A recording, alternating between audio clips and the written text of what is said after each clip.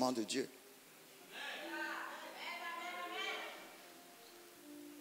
Il faut discerner ta source. Autrement, ta source va te donner une mauvaise direction. Parce que la parole qui est une lampe à tes pieds, les pieds signifient les décisions que tu prends, les directions que tu prends dans la vie. Parce que tu peux faire une petite erreur. Et la petite erreur va coûter tous les succès que tu as eus jusqu'à maintenant. Amen. Et puis quand la Bible dit, il conduisait le peuple par la nuée, le jour.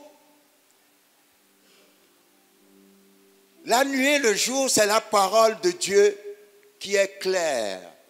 Vous savez, il y a des choses pour lesquelles on ne prie pas.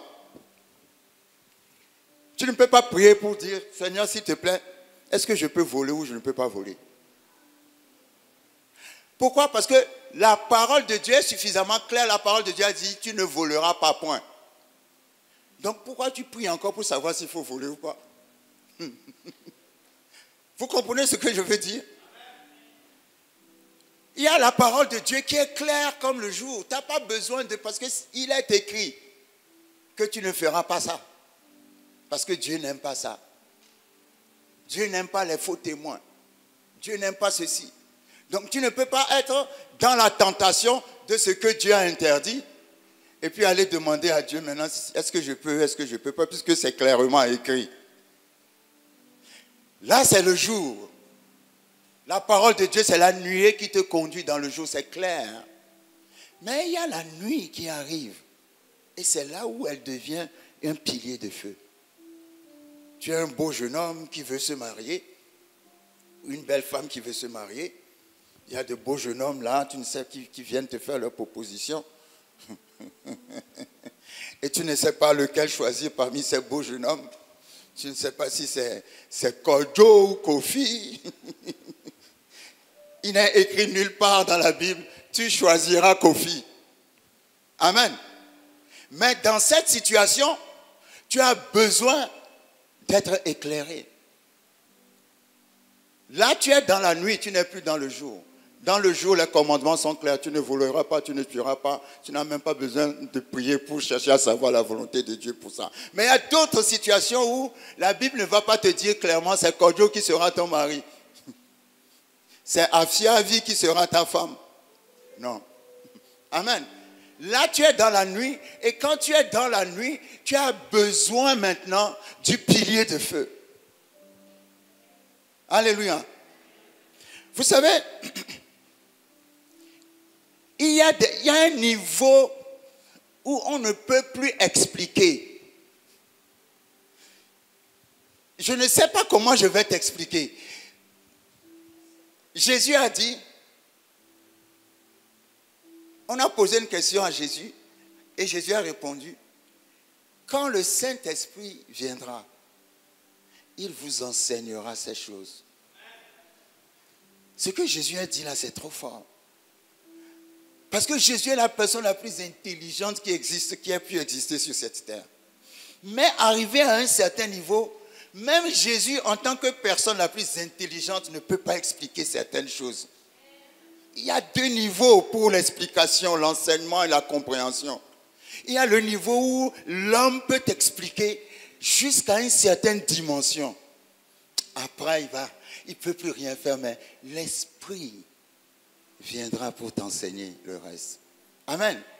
Et quand l'Esprit vient t'enseigner, tu ne peux pas expliquer aux gens comment l'Esprit t'a enseigné. Tu vas dire, je ne sais pas, mais je sais que je sais que je sais que je sais. Je ne peux pas démontrer, mais je sais que je sais que je sais. Je ne peux pas t'expliquer pourquoi j'ai fait ce choix, mais je sais que c'est ça le choix de Dieu. Ça veut dire que l'Esprit t'a éclairé. Amen. Et vous savez, pour avoir l'éclairage ou la lumière de l'Esprit, il ne faut pas être pressé. Les gens sont trop pressés. La meilleure façon de rater Dieu, c'est d'être pressé. Parce que Dieu n'est jamais pressé. Dieu n'est pas pressé parce que Dieu a la maîtrise du temps. Dieu fait du temps ce qu'il veut. Quand Josué combattait avec son armée, la nuit allait tomber. Et si la nuit tombait, les ennemis allaient les vaincre. Et Josué a regardé le soleil et il a dit, soleil, arrête-toi. Quand il a dit soleil, arrête-toi, ce n'est pas le soleil qui tourne autour de la terre, c'est la terre qui tourne autour du soleil. En fait, c'est la terre qui s'était arrêtée. Je ne sais pas si quelqu'un voit la grandeur de mon Dieu. Ah, tu dois voir la grandeur de mon Dieu. Je dis, tu dois voir la grandeur de mon Dieu. Jusqu'à ce que Josué ait obtenu la victoire, la terre s'est arrêtée. Nous avons reçu à Dublin un évangéliste qui est venu de la NASA et qui a expliqué qu'ils ont fait tous les calculs pour trouver le bon calcul et atteindre la Lune. Mais ils n'arrivaient pas jusqu'à ce qu'ils tiennent compte de deux événements dans la Bible. Au niveau des mouvements de la terre, le jour où la terre s'est arrêtée pour Josué et le jour où le roi Ézéchias a demandé à Dieu, si vraiment tu vas me guérir, montre-moi un signe. Et la Bible dit que les degrés ont reculé, l'ombre a reculé. Amen. C'est comme si l'ombre recule, ça veut dire que si la terre tourne comme ça, à un moment donné, elle a recommencé à tourner comme ça. Quand ils ont tenu compte de ces deux événements-là, ils ont trouvé le bon calcul. Moi, je n'étais pas avec lui. Il travaillait à la NASA, c'était un évangéliste. Tu te souviens, Florence? Qui montre d'ailleurs la véracité de la parole de Dieu. Que Dieu peut arrêter la terre et faire tourner la terre à l'envers pour bénéficier ses enfants. Si Dieu peut arrêter la terre et faire tourner la terre à l'envers, pourquoi toi tu as peur en disant que le temps passe? Alléluia. Celui qui est le maître des temps et des circonstances. Parce que quand Dieu va te parler, il va mettre la conviction en toi avec le temps. Toi-même, tu vas observer, tu vas dire, non, ça, c'est pas de Dieu, ça, c'est de Dieu. Amen. Et tu vas en avoir la conviction parce que tu es dans la parole de Dieu tous les jours. Quand tu es tout le temps dans la parole, je vais vous dire, essayez. Bon, je sais que, comment dirais-je, que vous l'expérimentez déjà. Quand tu connais la parole par cœur, les passages par cœur, quand tu te trouves dans une situation d'attaque, automatiquement le verset monte dans ton cœur. Ah, vous ne me suivez pas. Si tu es tout le temps dans la parole de Dieu, que tu essayes que tu emmagasines la parole de Dieu dans ton cœur, dans ta tête, les versets de combat, les versets dont tu as besoin pour tes circonstances dans la vie, quand c'est dans ton cœur, dès qu'une situation se présente, le verset va monter tout seul dans ta tête. Automatiquement, tu n'as même pas besoin de dire Seigneur, non, avant même le verset même va venir tout de suite. Alléluia. Qui montre que tu es conduit par la parole de Dieu. Amen. Et lorsque Dieu nous conduit, nous allons lire Deutéronome 32 à partir du verset 12. Non, à partir du verset 9.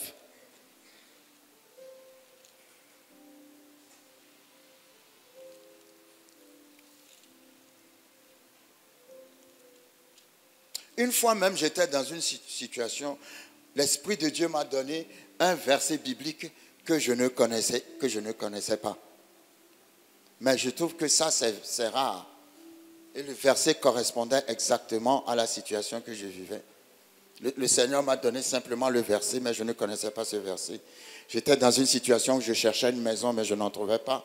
J'allais me retrouver à la rue. Et pendant que je priais, le verset est venu dans mon cœur. Alors j'ai regardé le verset et le verset disait quelque chose de ce genre. Même les hirondelles ont des nids. Amen. Et j'ai compris tout de suite que si Dieu est en train de me dire, ne t'inquiète pas, parce que si je donne des nids aux hirondelles, ce n'est pas à toi que je ne donnerai pas de maison. Le lendemain, j'ai trouvé la maison et j'ai pris la maison sans donner de, comment vous appelez ça? Sans donner de caution. Comme quoi, quand vous êtes dirigé par Dieu, il y a la faveur dans tout ce qui arrive. Amen.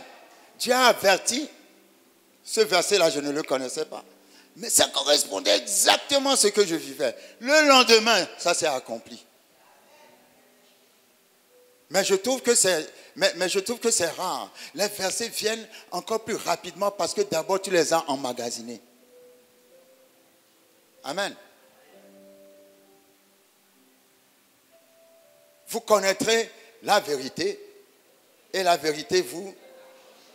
La vérité, pour qu'elle vous affranchisse, doit d'abord être connue. Vous connaîtrez la parole et la parole vous délivrera. Vous connaîtrez la parole vous conduira. Vous connaîtrez la parole vous guérira. Vous connaîtrez la parole vous ouvrira des portes. Mais la parole ne fera rien pour vous si vous ne la connaissez pas d'abord. Donc si vous êtes tout le temps dans la parole, vous connaissez les versets, vous êtes avec ce livre-là tous les jours, dès que la situation se présente, il y aura aussi un verset qui va se présenter. L'inquiétude vient quand le problème se présente et que le verset ne se présente pas. Mais si le problème se présente et que le verset se présente, tu n'auras pas peur. Alléluia. Tu n'auras pas peur. Moi, j'étais inquiet. Mais le verset dit, même les hirondelles ont des nids. Ça suffit pour moi. Si Dieu m'a dit, même des hirondelles ont des nids, c'est que j'aurai ma maison. Alléluia. Parfois, nous allons chercher les solutions ailleurs. Parce que nous sommes pressés. Vous savez pourquoi Dieu a donné Saül comme premier roi à Israël? Parce que Israël a dit à Dieu, nous voulons être comme les autres peuples. Nous aussi, nous voulons un roi. Et Dieu a dit, ah bon, la manière dont je vous dirige ne vous plaît pas, vous voulez un roi. Et Dieu a désigné Saül, et Saül est devenu roi. Or, Saül n'était pas l'homme qui était dans le cœur de Dieu. Mais le peuple a tellement insisté que le peuple a eu Saül qui a été le plus mauvais roi, le plus désobéissant que la terre n'a jamais connu. Alléluia. Et après est venu un homme dont Dieu a parlé en disant, c'est un homme selon mon cœur. Dans la vie, il y a toujours Saül et David. Si tu es trop pressé, tu recevras Saül. Mais cela ne t'arrivera pas au nom de Jésus. Si tu es pressé, tu recevras Saül. Parce que vous savez, Dieu vous donne ce que vous lui demandez. Alléluia. Mais si tu es pressé, tu recevras Saül. Si tu attends le temps de Dieu, tu recevras David. Quand nous lisons Deutéronome 32, à partir du verset 9, la Bible dit,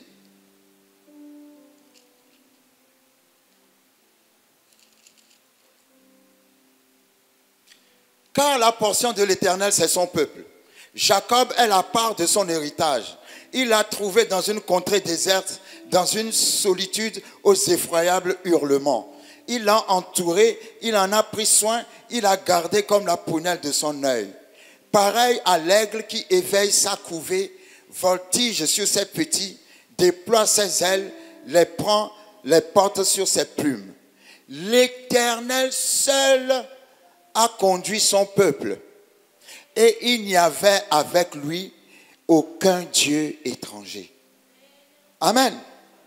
Quand Dieu a conduit Israël dans le désert, la Bible dit, l'Éternel seul l'a conduit, et il n'y avait aucun Dieu étranger. Si vous voulez être conduit par l'Éternel, vous ne devez pas avoir d'autres dieux dans votre vie. Si tu veux être conduit par l'Éternel, tu dois totalement et entièrement dépendre de l'Éternel. Si tu n'es pas totalement et entièrement dépendant de l'Éternel, l'Éternel ne peut pas te conduire. La Bible dit, l'Éternel seul les a conduits et il n'y avait aucun Dieu étranger au milieu d'eux. Des fois, tu vas à l'église. Tu vas à l'église pour que Dieu te donne la direction. Tu sors de l'église, tu vas chez le voyant. Le voyant doit lire les lignes de ta main pour donner la direction. Tu quittes le voyant, tu vas trouver le féticheur. Le féticheur doit aussi faire ses histoires pour te donner. Vous savez, ce qui pousse les gens à être idolâtres et à faire des choses comme ça, tout le monde veut connaître l'avenir. Tout le monde veut savoir ce qui va se passer dans l'avenir.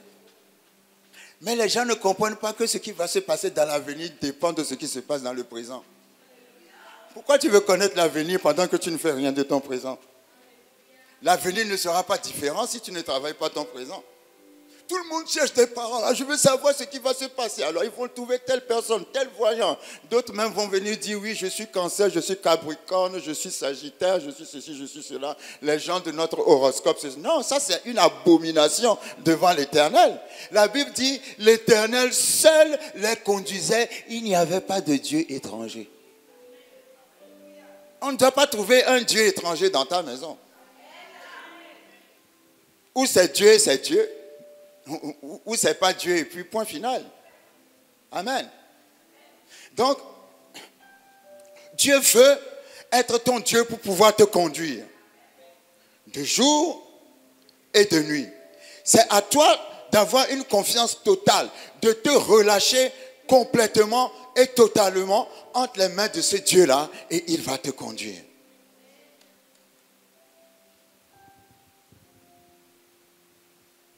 Que notre adoration ne soit pas mixte. Que notre adoration soit sincère. L'ennemi va te dire, oui, demain tu seras ceci, tu seras cela, tu seras ceci, tu seras cela. Parce que le diable aussi a l'esprit. Le diable a ses dons. Amen. Mais vous allez remarquer, ces gens-là qui vous donnent toujours un avenir, ouais, il y aura ça qui va t'arriver, qui va se passer, il y aura ça qui va se passer. Quand ils voient quelque chose de mal chez toi, ils sont incapables d'enlever cette chose. Ils voient, mais ils n'arrivent pas. Quand il y a une barrière, à enlever la barrière. Mais quand Dieu te parle, amen, il te dit la chose, et s'il y a un blocage, il donne la solution du blocage. Il y a toujours quelque chose auquel je pense pour les gens qui ne veulent pas avoir Dieu comme leur seul guide dans la vie. La Bible dit, la bénédiction de l'Éternel enrichit et il ne la fait suivre d'aucun chagrin.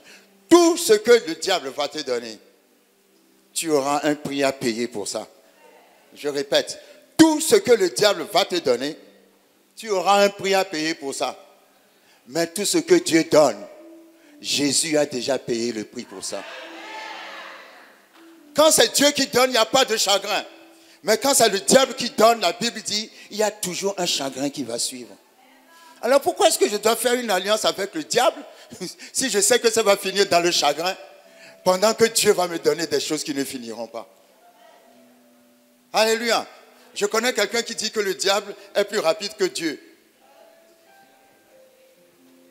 Le diable est peut-être plus rapide que Dieu, mais après il va se rattraper sur toi. Tout ce qu'il va te donner, il va te répondre, il va te faire repayer 100 fois plus. Je préfère être patient pour attendre Dieu plutôt qu'être impatient pour me retrouver dans des choses anormales. Amen. Quand nous lisons Deutéronome chapitre 18, dans Deutéronome chapitre 18, à partir du verset 9, Dieu parle et Dieu dit, Lorsque tu seras entré dans le pays que l'Éternel, ton Dieu, te donne, tu n'apprendras point à imiter les abominations de ces nations-là. Qu'on ne trouve chez toi personne qui fasse passer son fils ou sa fille par le feu. Personne qui exerce le métier de devin. Vous voyez, les peuples qui étaient dans Canaan sacrifiaient leurs fils et leurs filles. Et Dieu dit à Israël, tu ne feras pas comme ces gens-là. Tu ne seras pas comme eux. Parce que chez eux, il y avait des devins, des astrologues, des gens qui font des augures, des magiciens, des enchanteurs, des personnes qui consultent et qui évoquent les esprits ou disent la bonne aventure. Personnes qui interrogent les morts. Car quiconque fait ces choses est en abomination à l'Éternel. Et c'est à cause de ces abominations que l'Éternel, ton Dieu, va chasser ces nations devant toi. Tu seras entièrement à l'Éternel, ton Dieu. Répète après moi. Je suis entièrement à l'Éternel, mon Dieu. Dieu a dit, quand vous irez dans ce pays, ne les imitez pas. N'allez pas faire de la divination. N'allez pas consulter des magiciens, des gens qui font des choses bizarres, ténébreuses pour connaître l'avenir. Amen. N'allez pas consulter des gens. Vous savez, il y a des noms différents qui ont été cités ici. Il y a des gens, ils vont vous dire, donne-moi supposons tu es commerçant. Il y a aussi un autre commerçant qui a sa boutique à côté de toi. Et tu vas trouver les gens qui font la divination pour dire, moi je veux avoir le plus de clients. Elle dit, mais donne-moi le nom de ton voisin, ton commerçant qui est voisin, je vais le lier. Et quand je vais le lier, tous les gens qui vont chercher les produits chez lui, tout le monde va venir chez toi. Vous croyez que Dieu a besoin de lier quelqu'un pour vous bénir? Dieu n'a pas besoin de lier quelqu'un pour vous bénir. Amen. Toi, ta prière, c'est Seigneur, bénis-moi.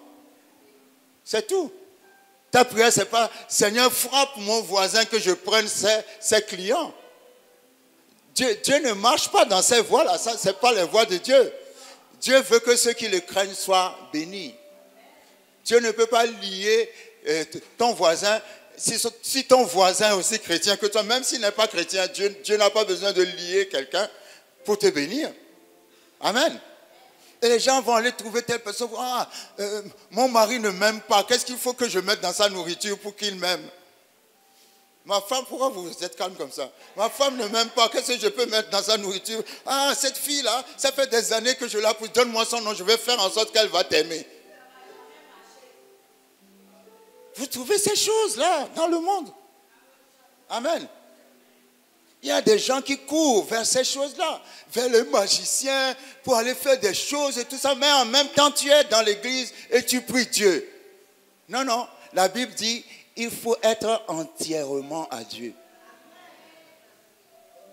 Il faut être entièrement à Dieu. Si tu n'es pas entièrement à Dieu, alors n'attends pas que Dieu soit ton guide. Mais si tu es entièrement à Dieu, Dieu va être ton guide. Sans compter ceux qui vont invoquer les esprits de mort. La Bible dit, il n'y a pas de relation entre les morts et les vivants. Mais toi, tu vas voir des gens, on invoque les esprits des morts. Et tu vas dire, j'étais là moi-même. C'est mon oncle qui a parlé. Je connais sa voix, j'ai entendu quand il a parlé. Quel oncle? Il est mort. Ton oncle n'est plus. Il ne se souvient pas de toi. Les morts n'ont pas de souvenirs sur la terre. Et à un moment donné, la terre ne se souvient pas d'eux non plus.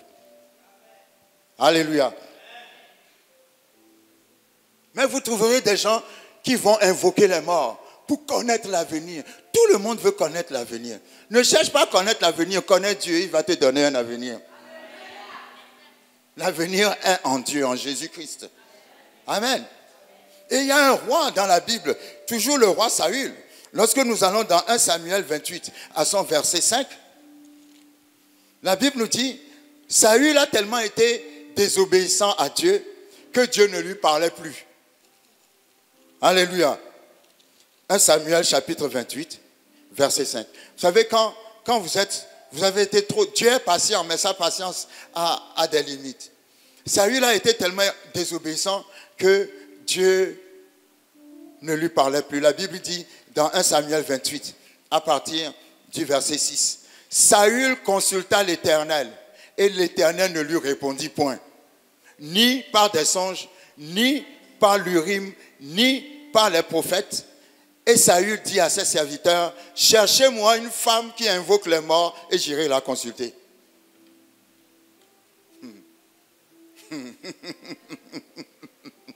Alléluia.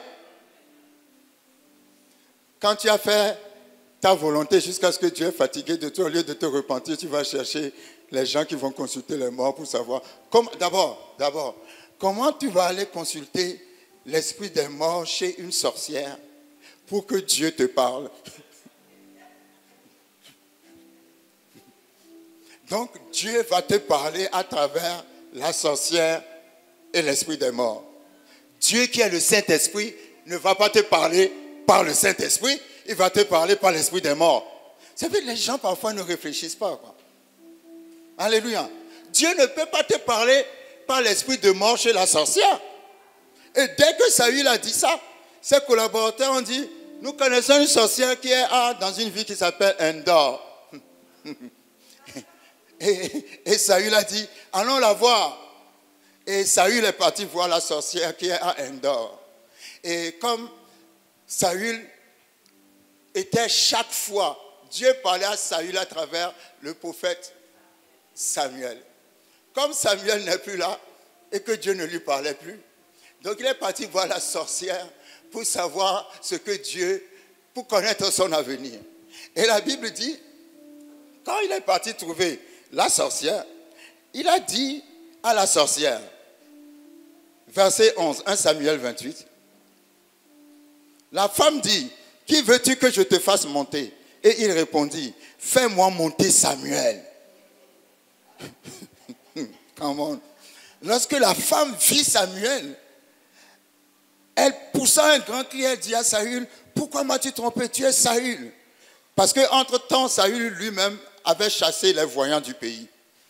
Mais comme ça a chauffé sur lui et que Dieu ne lui parlait plus, il est parti retrouver une des voyantes que lui-même il avait chassées. Alors elle a eu peur. Et Saül, le roi lui dit, non, n'aie pas peur, mais dis-moi seulement ce que tu vois. La femme dit à Saül, je vois un Dieu qui monte de la terre. Il lui dit, quelle figure a-t-il? Et elle répondit, c'est un vieillard qui monte et il est enveloppé d'un manteau. Saül comprit que c'était Samuel. Et il s'inclina le visage contre terre et se prosterna. Samuel dit à Saül, pourquoi m'as-tu troublé en me faisant monter? Saül répondit, je suis dans une grande détresse. Les Philistins me font la guerre et Dieu s'est retiré de moi. Et il ne m'a pas répondu, ni par les prophètes, ni par des songes. Et je t'ai appelé pour que tu me fasses connaître ce que je dois faire. Samuel dit, pourquoi donc me consultes-tu, puisque l'Éternel s'est retiré de toi et qu'il est devenu ton ennemi? L'Éternel te traite comme je te l'avais annoncé de sa part. L'Éternel a déchiré la royauté d'entre tes mains et il l'a donnée à un autre, à David. Tu n'as point obéi à la voix de l'Éternel et tu n'as point fait sentir à Amalek l'ardeur de sa colère. Voilà pourquoi l'Éternel te traite aujourd'hui de cette manière. Et même l'Éternel livrera Israël avec toi entre les mains des Philistins. Vous voyez, quand il est parti trouver cette sorcière, la sorcière a fait remonter un esprit. Et la sorcière a dit que cet esprit, c'était Samuel. Mais quand nous réfléchissons bien, Dieu ne peut pas faire remonter, comment dirais-je, ne peut pas faire ceux qui l'ont servi. Si, par la grâce de Dieu, ceux qui sont en Christ et qui ont été rappelés par Dieu, Aucun sorcier ne peut faire revenir leur esprit. Oh, votre amen est trop timide.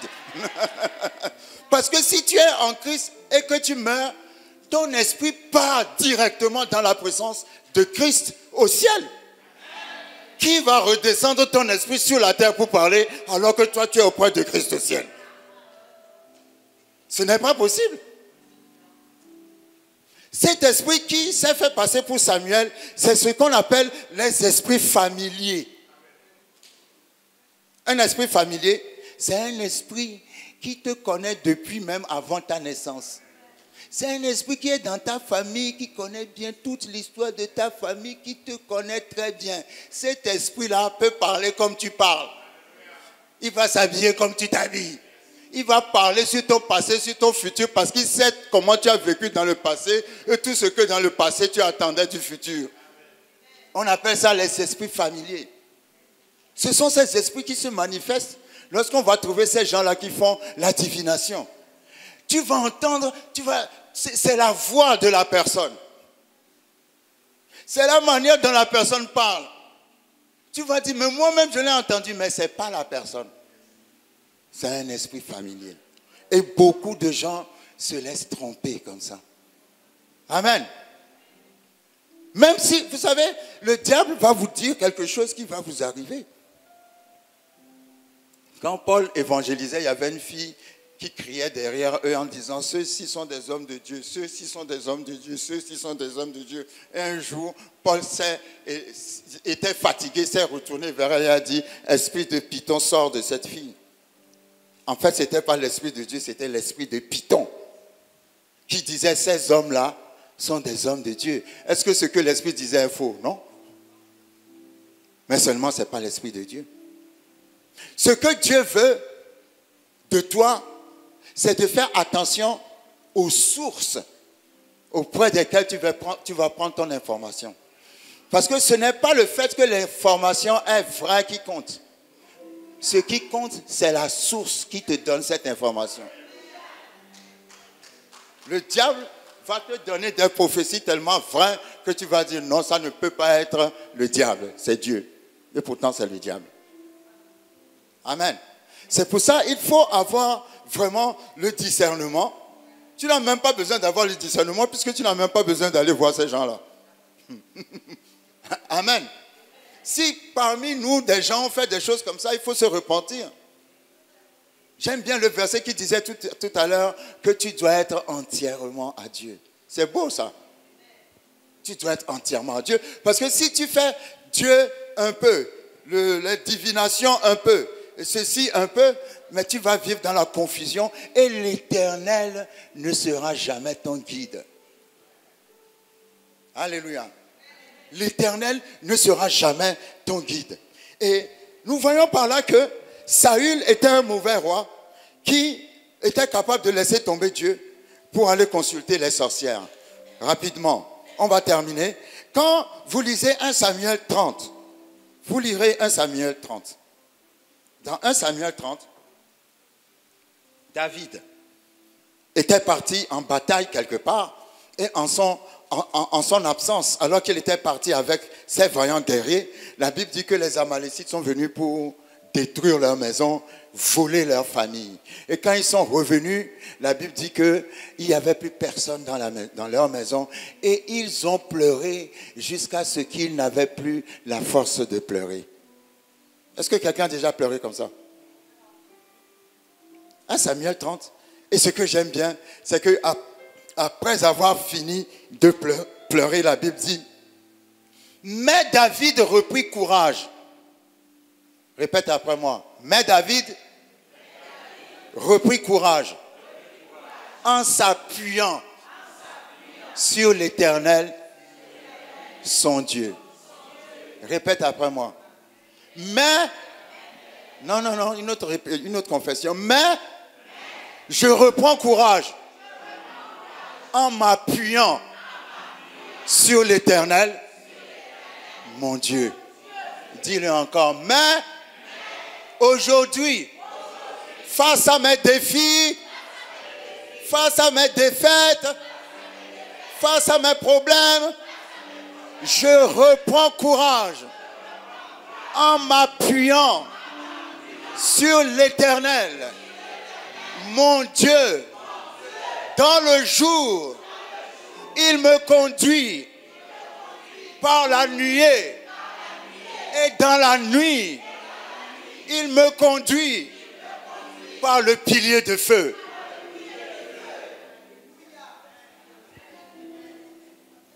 Quand la Bible dit David reprit courage en s'appuyant sur l'Éternel son Dieu, David a demandé à Dieu, ces gens qui sont venus voler nos biens, voler nos familles, dois-je les poursuivre?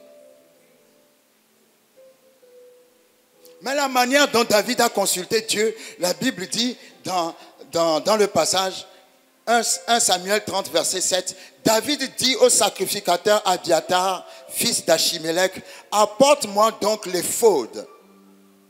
Abiatar apporta l'éphod à David. Et David consulta l'Éternel en disant, poursuivrai-je cette troupe, l'atteindrai-je? On va terminer par là. David a demandé l'éphod. L'éphod est un vêtement sacerdotal que les sacrificateurs utilisaient pour consulter l'Éternel. Amen. Mais l'éphod n'est utilisé que par les sacrificateurs. En sorte que normalement, David devait dire, trouvez-moi un sacrificateur qu'il consulte l'Éternel pour moi. Est-ce que vous me suivez? Mais David, dans sa relation avec l'Éternel, est arrivé à un niveau où il n'a besoin de personne pour lui parler de la volonté de l'Éternel. Come on. Il a dit, allez me chercher l'éphod moi-même. Dis à ton voisin, moi-même. Dis, Dieu me parle à moi-même. Je suis moi-même dans l'intimité de Dieu. Come on. Allez me chercher l'éphod. Il n'est pas sacrificateur, mais il savait comment on utilise l'éphod. Et Dieu lui a dit, va, car tu vas retrouver ce que tu as perdu. Quelle est la différence entre Saül et David? Saül ne pouvait pas consulter l'Éternel. Parce que la façon dont il a marché avec Dieu, il faisait toujours l'opposé de ce que Dieu lui disait. Mais David avait une relation personnelle avec l'Éternel. Quand le problème est arrivé et que personne ne pouvait lui parler, il n'est pas parti trouver la sorcière qui est à Endor avec sa divination et puis ses esprits familiers. Il a dit, où est l'éphod? Quand il a pris l'éphod, il a cherché l'Éternel lui-même. Il y a un niveau où tu dois le faire toi-même. Je prie aujourd'hui dans le nom de Jésus que la barrière qui t'empêche d'avoir une relation intime avec Dieu est brisée aujourd'hui dans le nom de Jésus. Ta parole est une lampe à mes pieds et une lumière sur mon sentier. À partir d'aujourd'hui, Dieu va te parler à toi-même. Je dis Dieu va te parler à toi-même. Je dis Dieu va te parler à toi-même. Tu vas te coucher, la nuit va se montrer à toi. Même si tu es éveillé, il viendra parler dans tes oreilles. Il mettra sa volonté dans ton cœur. Et devant cette situation où tu ne sais pas quelle décision prendre, Dieu va t'éclairer. Je dis Dieu va t'éclairer. Je dis Dieu va t'éclairer. Tu vas dire je sais que je sais que je sais que je sais que je sais que je sais. Je sais, je ne peux pas te l'expliquer comment je sais, mais je sais parce que je sens dans mon cœur que c'est comme ça que ça doit faire.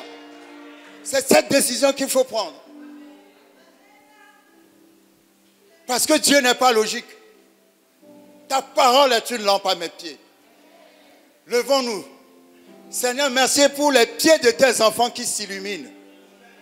Leurs pieds s'illuminent parce que la Bible dit l'Éternel ordonne les pas des justes.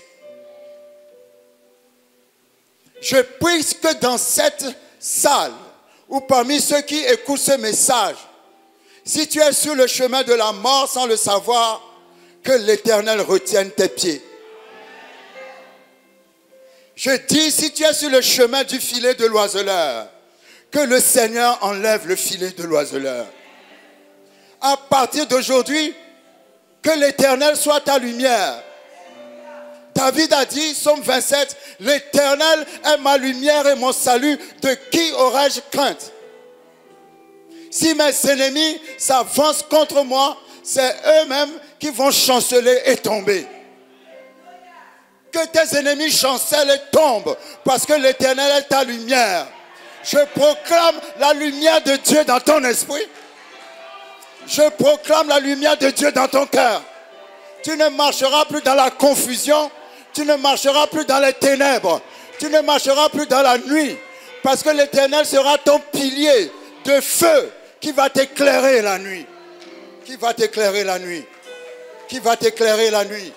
Qui va t'éclairer la nuit. Que l'Éternel te dévoile l'ennemi qui est ton ami. Ah, vous n'avez pas compris. Que l'Éternel te dévoile l'ennemi qui est ton ami. Je dis que l'Éternel te dévoile l'ennemi qui est ton ami.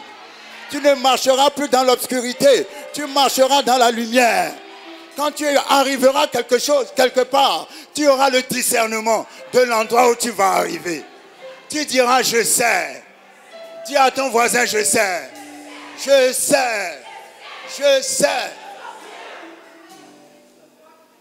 Les gens vont te dire comment tu le sais. Tu vas juste dire, je sais que je sais que je sais que je sais. Que cette personne est très gentille. Cette personne est très généreuse. Mais je sais qu'il y a quelque chose. Il y a quelque chose qui me dit non. Ce n'est pas la bonne personne. Il a tout fait. Mais je suis désolé. Ce n'est pas la bonne personne. Il t'a offert une maison, mais quand même, ce n'est pas la bonne personne. J'ai tout fait pour l'aimer, je fais des efforts, je n'ai rien à lui reprocher, mais je sais que je sais, que je sais, que je sais que ce n'est pas la bonne personne.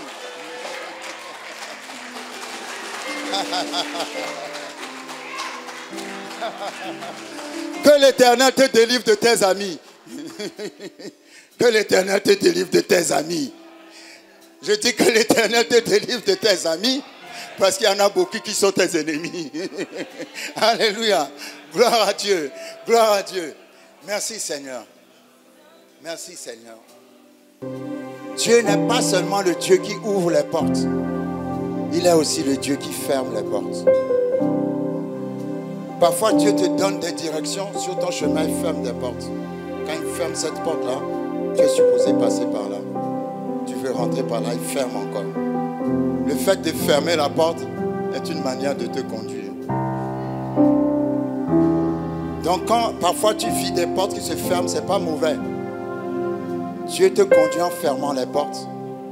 Et puis d'un seul coup, il ouvre une porte. Parce que la porte qu'il vient d'ouvrir, tu ne peux jamais la trouver s'il n'avait pas fermé les autres portes. Il y a des portes que Dieu va fermer, ça va te faire mal. Tu vas même dire que Dieu ne t'aime pas. Mais c'est parce que Dieu t'aime trop. Car la porte ouverte est plus grande que celle que tu as choisie. Ah, je dis à quelqu'un, Dieu dit, la porte que je vais t'ouvrir pour toi est plus grande que celle que tu as choisie. C'est pour ça que je l'ai fermée.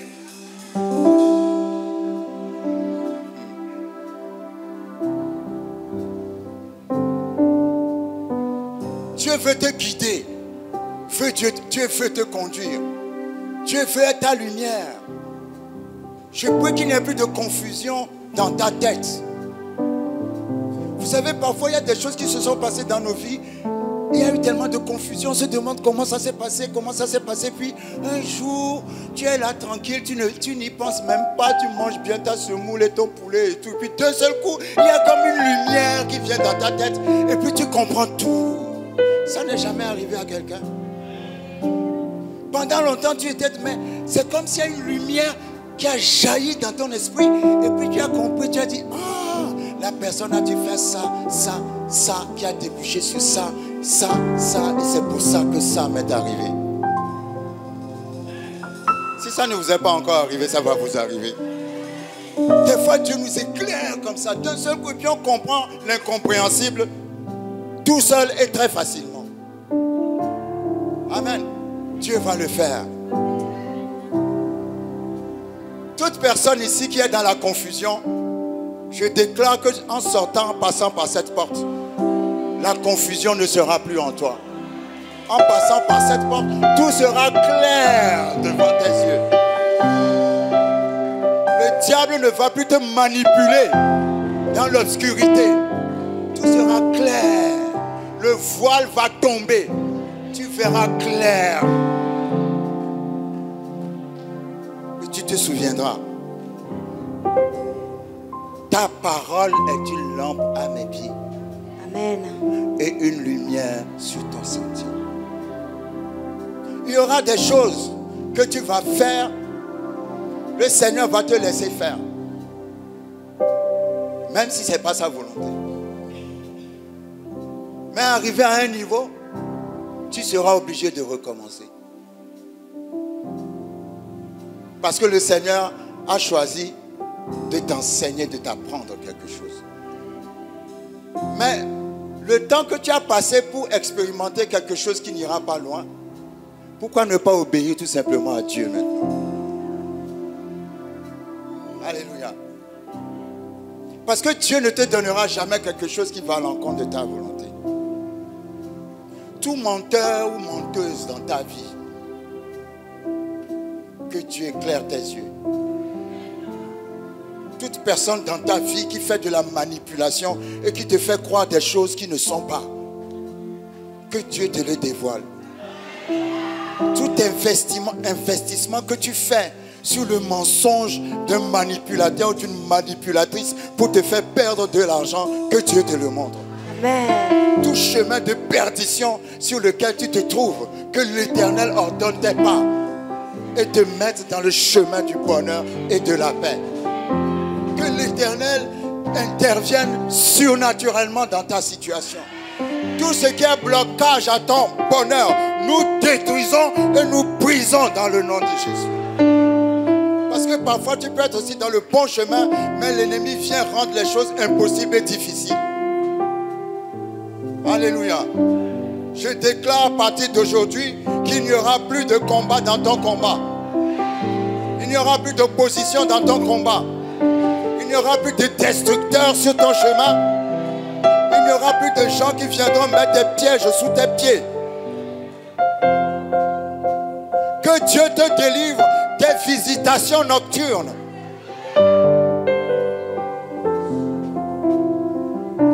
L'esprit qui vient te visiter, quand il va revenir, il ne pourra plus te manipuler.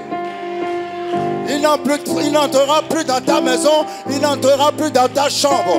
Parce que je le dévoile ce soir et je lui ordonne dans le nom de Jésus de sortir à jamais de ta vie.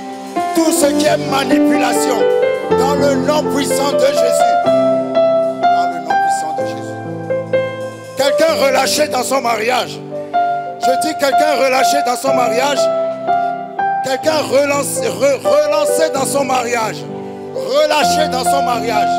Les verrous de fer qui t'ont empêché de te marier jusqu'à maintenant ont éclaté aujourd'hui. Dans le nom de Jésus.